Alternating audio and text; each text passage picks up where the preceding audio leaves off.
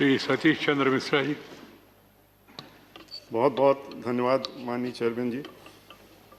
आज हम अपनी पार्टी बहुजन समाज पार्टी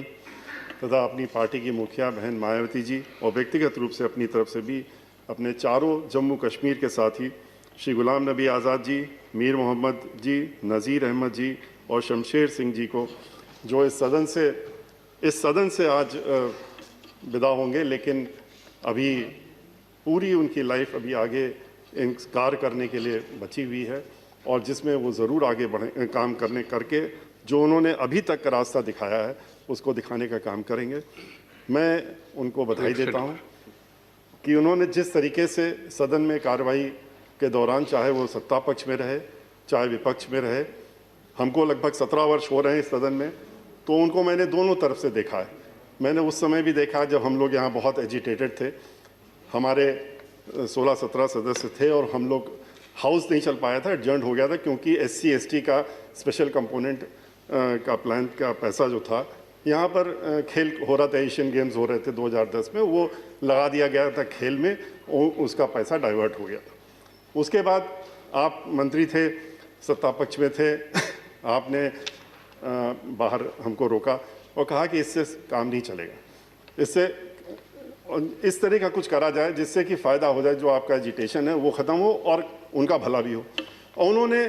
कहा कि हम हाउस में इसका बयान एक दिलवा देते हैं और इसमें रिकॉर्ड में आएगा, जिससे कि ये जो पैसा डाइवर्ट हुआ है ये पैसा उसमें इस्तेमाल हो जाएगा। और उन्होंने ऐसा किया और हाउस फिर चला। और मुझे वो आज भी याद है, उनकी जितनी भी मीटिंग जब अपोजिशन में रहे तब भी अपने जब यहाँ पर कोई एजिटेशन हुआ या कोई और मसला हुआ, उनका फ़ोन सबसे पहले आ जाता था मीटिंग के लिए भी, और यहाँ पर भी कह देते थे, हम लोग बहुत एजिटेटेड होकर इनके कमरे में जाते थे कि हम लोग ऐसा करना चाहते हैं, ऐसा नहीं करना, लेकिन वो सबकी सुनने के बाद एक कप चाय और बिस्कुट खिला करके इतनी आसानी से एक अपनी भाषा, सरल भाषा से हम लोगों को समझाने का काम करते थे कि हम लोग अपनी बात वहीं पर ख़त्म करके, और जिस तरह का ये तरीका बताते थे, इनकी आवाज़, इनकी बात करने का तरीका हमेशा हमको याद दिलाता रहा। लखनऊ में जो हमारे यहाँ की भाषा है नफासत और नज़ाकत वाली, वो हमेशा इनकी भाषाओं में नज़र आता रहा। और इन्होंने हम लोग आज माननीय प्रधानमंत्री जी ने जो आपके बारे में अपने एक्सपीरियंस बताए और बातें आपके बारे में कही हैं, वो उसके बाद कुछ भी जोड़ पाना बहुत ही मुश्किल है। आज सुबह जब हमने अपनी नेता को, माननीय बहन मायावती जी को बताया कि आज़ाद जी रिटायर हो रहे हैं, तो उन्होंने कहा कि ये कुछ गलतफहमी है, फिर से चेक कर लो, वो आज़ाद जी रिटायर नहीं हो सकते और वो आपको कुछ गलतफहमी है। तो मैंने फिर दोबारा कहा नहीं, वो आज फेयरवेल की बात हो रही है, तो उन्होंने कहा कि उनका ये फेयरवेल अभी के लिए होगा, लेकिन अगर कोई उनको फिर भी अपनी जिस पार्टी में है, जहाँ भी ये फेयरवेल करना चाहते हैं, तो पार्टी का ही फेयरवेल हो सकता है, लेकिन उनका फेयरवेल नहीं होगा। इसलिए उनको इस बात को ध्यान में रखना पड़ेगा और गुलाम नबी आज़ाद जी को खोना इतना और छोड़ना इतना आसान नहीं रहेगा। इन बातों के साथ में मैं पुनः अरुण जेटली जी को ध्यान में रखते हुए कि अरुण जेटली जी भी इसी सीट पे बैठते थे